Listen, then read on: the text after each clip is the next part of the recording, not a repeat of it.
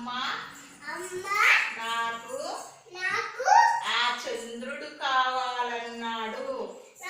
ఆ చంద్రుడు కావాలన్నాడు.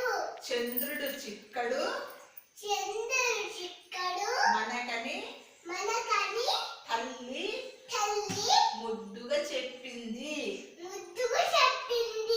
ఎందరు చెప్పినా ఏడుపు మానక గోల చేసినాడు. మంత్రి సుమంత్రుడు అద్దము తెచ్చి రామునకిచ్చాడు. అద్దము లోపల చంద్రుని చూచి ఏడుపు మానాడు. చిక్కాడమ్మా చంద్రుడని రాముడు నవ్వాడు.